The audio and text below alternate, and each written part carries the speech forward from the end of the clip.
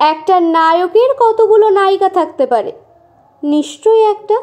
কিন্তু স্টার জলসার জনপ্রিয় ধারাবাহিক অনুরাগের ছোঁয়াতে সূর্যর অনেকগুলো নায়িকা দেখে দর্শকরাও বিরক্ত।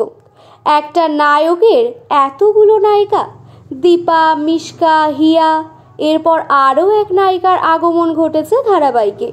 এই নিয়ে হাসির রোল টলিপাড়ায়। অন্যান্য ধারাবাহিকে দেখা যায় নায়ক সবসময় নায়িকার হয়ে লড়ে, নায়িকাকে বিশ্বাস করে।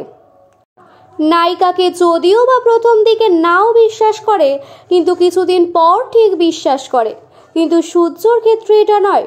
সূর্য নিজের প্রিয় মানুষকে বাদে সকলকেই বিশ্বাস করে, আর বিশ্বাস করে যে সে ফাঁসে এটা সে জানে। তা সত্ত্বেও কেন যে বিশ্বাস করে দর্শকরা বুঝতে পারছেন না। এদিনের পর্বে দেখা যায় রূপার চিকিৎসার জন্য একটা নতুন ডাক্তারের আগমন ঘটেছে।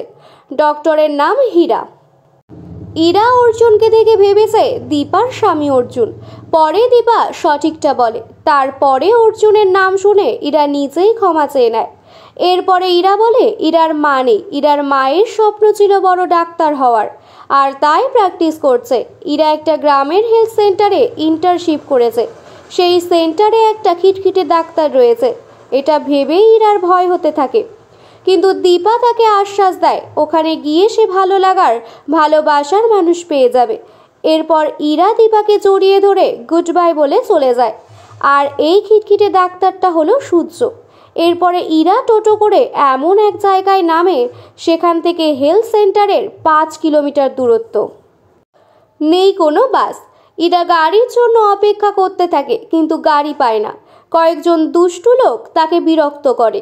সূর্য ইরাকে বাঁচায়, ইরার জীবনে নতুন ঝলক খেলল। আর এই ঘটনা দেখে দর্শকরা বিরক্ত হচ্ছেন।